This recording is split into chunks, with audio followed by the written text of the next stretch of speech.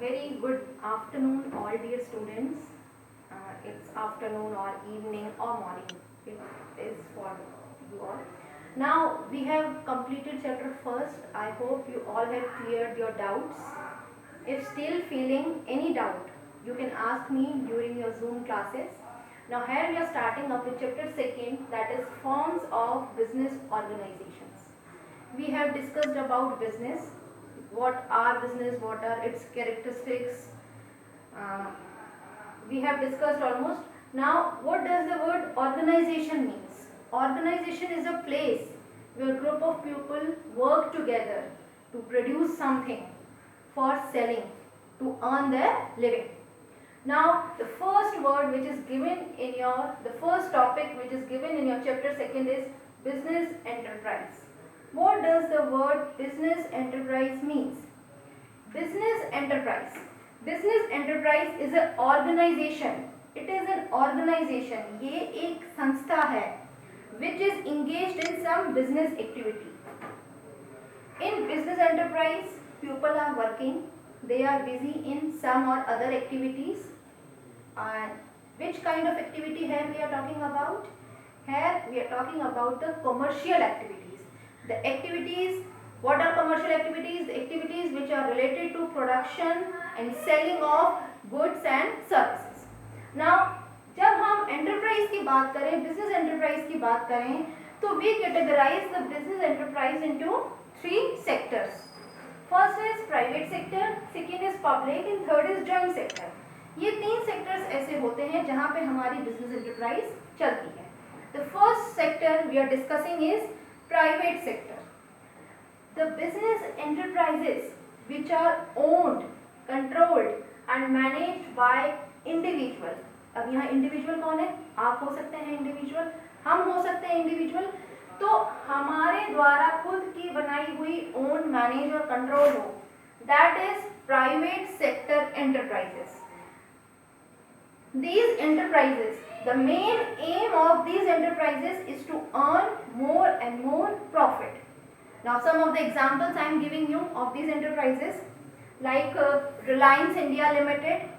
Reliance India Limited is a private enterprise. Other is Tata Company, Birla Company, Wipro Company. These are some of the private sector enterprises. Now talking about public sector, these enterprises are owned, controlled and managed by central or state government. जहाँ पे government का control हो पूरा, वो सारी public sector enterprises हो गई. अब इसके एग्जांपल्स हैं GAIL, SAIL. GAIL means gas authority of India limited, steel authority of India limited. Other example I am giving you, that is BHE हेल. आप लोगों ने सुना होगा भेल का नाम, भारत हेवी इलेक्ट्रिकल्स लिमिटेड. तो ये सारे एंटरप्राइजेस किसमें आते हैं? पब्लिक सेक्टर एंटरप्राइजेस में. Understood? They work with the main motive of providing service. इनका मेन मोटिव होता है प्रॉफिट अर्न करना और इनका मेन मोटिव होता है to provide service. Now third sector we are talking about is joint sector. The word joint means the combination of both public and private, which is managed, controlled or owned by both individuals and government. जहाँ पे दोनों का role हो. अब यहाँ पे दोनों का मेन एम क्या हो जाता है? सर्विस प्रोवाइड भी कराना है और प्रॉफिट को मैक्सिमाइज भी करना है. इसकी कुछ examples which are given is Maruti Udyog, Cochin refineries. Cochin refineries का जो ओरिजिन था वो हुआ था 1963 में. तो कुछ ये कॉमन एग्जांपल्स हैं which are given of joint sector enterprises. I hope you all have cleared the meaning of these three enterprises. Now our first enterprise we are talking about is private. अब private sectors कौन कौन से होते हैं, किस तरीके से we perform business activities, कौन कौन से तरीके होते हैं जिससे प्राइवेट सेक्टर काम करता है. Now here we are discussing in second point, that is forms of private sector. What are its various forms? अगर हम फॉर्म्स की बात करें तो हम इन पांचों में से, there are 5 forms of private sector. We can adopt any of the form to run the private sector enterprise. इसमें से कोई भी एक मेथड को आप यूज करके और अपना जो है खुद का बिजनेस कर सकते हो. proprietorship, second is joint Hindu family business, third one is partnership, cooperative society, and the last one is company. These are the ways through which you can perform the joint private sector enterprise. Now in this video we will discuss about the sole proprietorship only. एक एक करके I will provide you the videos one by one and you will understand. अब सबसे पहले हम sole proprietorship की बात करें तो here in this video we are discussing features, advantages and disadvantage of sole proprietorship. उससे पहले I am going to make you clear what does the word sole proprietor mean. यहाँ पे एक word दिया है sole proprietorship. Sole means proprietorship. Sole means one. The word sole means one and proprietor means, the word sole means one that is individual, and proprietor here refers to as the owner. A single person is only the owner who is responsible for controlling his business activities. The most commonly definition which is given in your book by J.L. Henson, sole trader business is a type of business unit. ये एक ऐसी business unit है where one person, a single individual is solely means alone responsible for providing the capital. A single person provides the capital. A single person invests in the business. वो अपने capital से किस तरीके से business को setup करता है, कैसे स्टार्ट करता है, तो वो जो सिंगल पर्सन है only he invests the amount of capital and he is only responsible for bearing the risk. जो भी रिस्क है वो खुद बेयर करेगा and management of the business. Business को कैसे मैनेज करना है that single person is responsible. तो यहाँ अगर हम सोल प्रोप्राइटरशिप की बात करें कि सोल प्रोप्राइटरशिप क्या होता है, एक अकेला आदमी जो अपने पैसों को इन्वेस्ट करके बिजनेस को स्टार्ट करे, that is all about sole proprietorship. You have seen many sole proprietorship in your market area or in your area. So here I am going to discuss its features. What are the features of sole proprietorship? The first feature which is given is single ownership. What does the word single ownership means? Ownership means you, that is owned by you, and single means one person. A sole proprietorship firm is owned by single individual only. इसके लिए sole proprietorship की अगर हम बात करें तो इसको संभालने वाला एक ही है, because he is only the person who provides the capital for the business and supply individual from his own wealth or from borrowed fund. या तो वो खुद अपना पैसा लगाता है own wealth, या फिर किसी से बोरो करके बिजनेस में इन्वेस्ट करता है और उसके बाद उसको देने का काम जिससे उसने बोरो किया है, for that he is only responsible. So first is single individual. Second feature which is given is formation and closure. Sole proprietorship को बिजनेस के स्टार्ट करने के लिए he himself, the person who is starting, वो खुद responsible है कि कब फॉर्म करना है बिजनेस को, यानी कि कब बिजनेस को स्टार्ट करना है और कब उसको खत्म करना है. खत्म कब होगा? व्हेन ही इज, जब वो कुछ चीज़ों से गुजर रहा होगा, जैसे उसकी डेथ हो गई, ही इज इंसॉल्वेंट, वो कंगाल हो गया पूरी तरीके से, उसके पास एक भी पैसा नहीं बचा, तो in that case he has to close his business. उस कंडीशन में उसको अपने बिजनेस को क्लोज करना होगा. अब क्या दिया है? Only in some cases a license must be required. कुछ केसेस ऐसे होते हैं, बहुत ही कम, न के बराबर ही कुछ ऐसे केसेस होते हैं जहाँ पे a licence is required to start a sole proprietorship business. Otherwise no any formalities are done to start a such a business. Third feature we are talking about is unlimited liability. Third feature which is given is unlimited liability. What is the meaning of the word liability? Liability means the state of being responsible for something. किसी चीज के लिए आप responsible होना.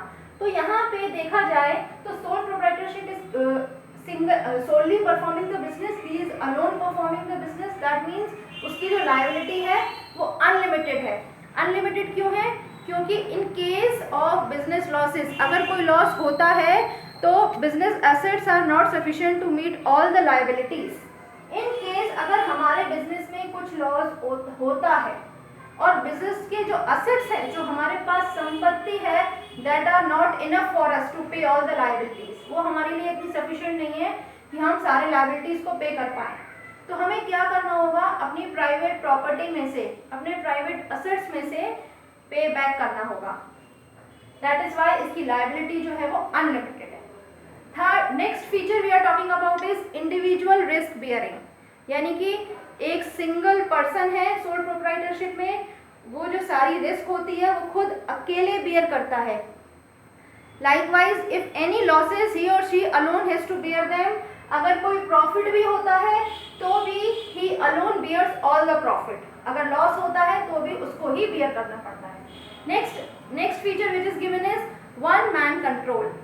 यहाँ पे a single owner is there who is responsible for the performance of business activities, so the control is only in the hands of him or her.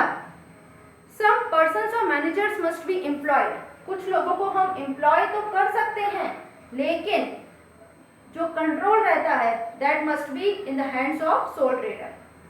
Next point which is given in no separate legal entity, कोई भी separate legal entity नहीं रहती. Separate legal entity का मतलब होता है कि किसी के यहाँ कोई अलग पहचान नहीं रहती. केवल हमको ये पता है कि इस बिजनेस का ओनर ये है, तो हम उसको ही हर कहीं ओनर मान के चलेंगे और किसी को हम नहीं मानेंगे. जिन पर्सन्स को हमने एम्प्लॉयड किया है अपने अंडर में, ओनर के अंडर में, उनको हम ओनरशिप कभी भी ट्रांसफर नहीं करेंगे. Next is lack of business continuity. कुछ केसेस ऐसे होते हैं जहाँ पे बिजनेस कंटिन्यू नहीं कर पाते हम लोग, जैसे ओनर की डेथ हो गई, ही इज इंसॉल्वेंट, वो कंगाल हो गया. कुछ ऐसी कंडीशंस होती हैं जहाँ पे हमारा बिजनेस कंटिन्यू नहीं हो पाता है. तो that is all about lack of continuity. And the last point is small size.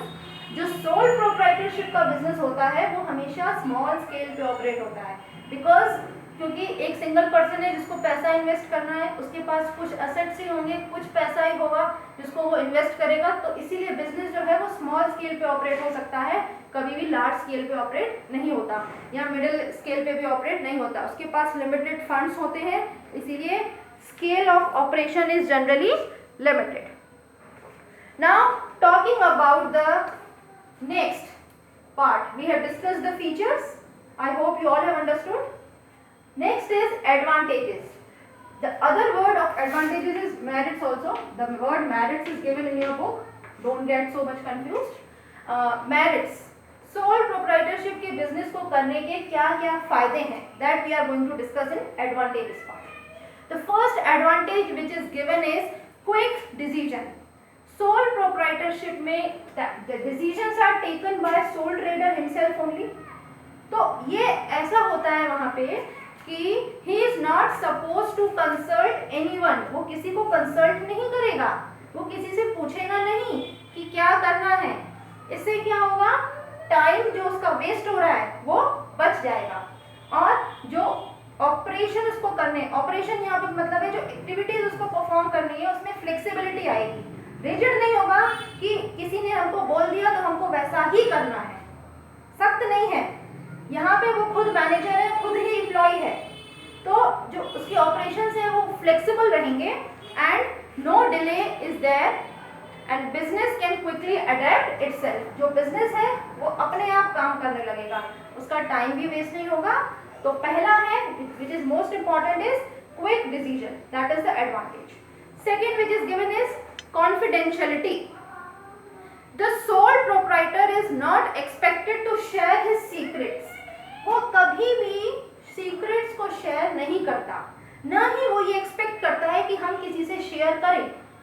क्यों? क्योंकि he solely is responsible for the secrets, for maintaining the secrets, for working on those secrets. अगर उसने सारे चीजें बता दी दूसरी फर्म्स को तो it becomes easy for the other firms to get the better result और बेटर प्रॉफिट्स। तो क्या करता है, all the decisions are taken by proprietor, तो उसके लिए इजी रहता है कि सीक्रेसी को मेंटेन करे और इस कॉम्पिटिटिव वर्ल्ड को फेस करे। Now second, I hope you all have clear the second advantage, that is confidentiality. Third is direct incentive. Incentive है means the profit which he is earning.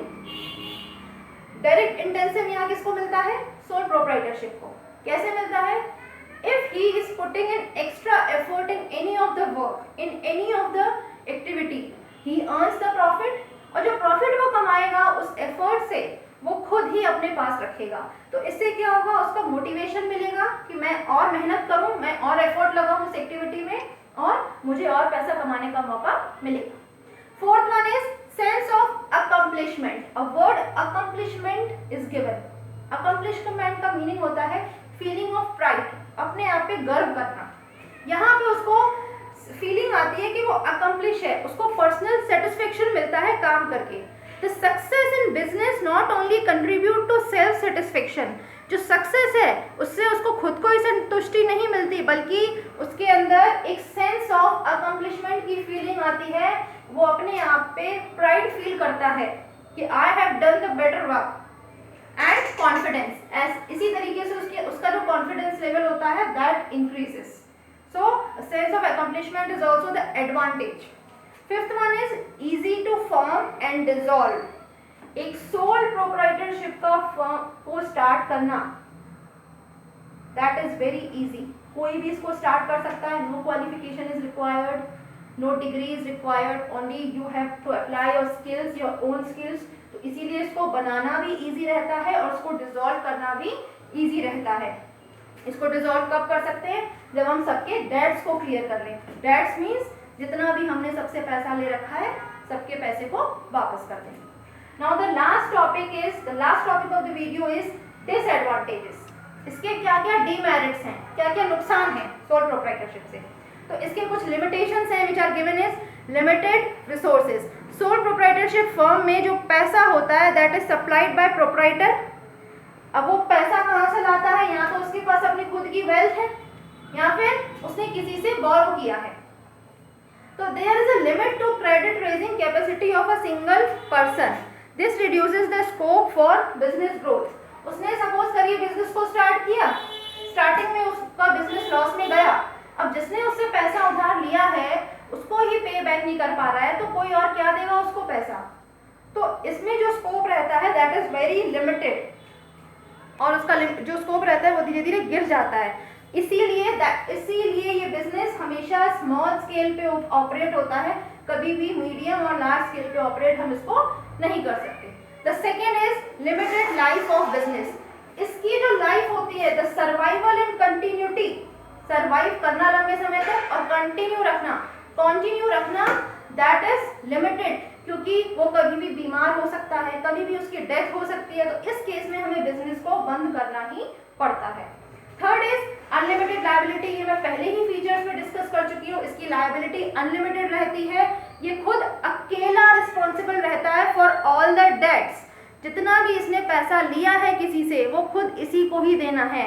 अगर कोई heavy loss होता है हमारे business में तो proprietor will not able to pay all the dates.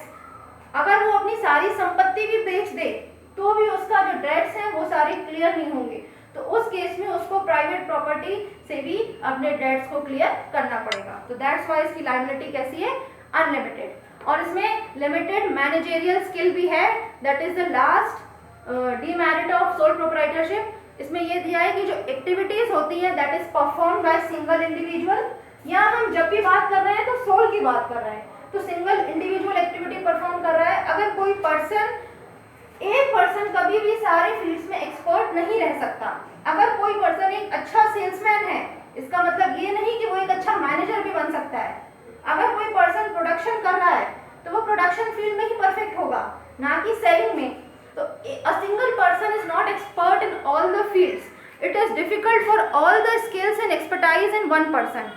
Sole proprietorship जो है वो specialized या effort नहीं कर पाता. The proprietor is overburdened with too many tasks. यानी वो ओवरबर्डन हो जाता है, उसके पास बहुत सारे काम होते हैं, उसको कंपनी को भी देखना है, प्लस जो लॉसेस हैं वो भी बियर करने हैं, और कभी भी उसकी कंपनी बंद हो सकती है, वो कभी भी बीमार पड़ सकता है। तो इसके कुछ फायदे भी हैं तो कुछ नुकसान भी हैं। Now thank you so much in this video. The doubts we are going to discuss in tomorrow's class.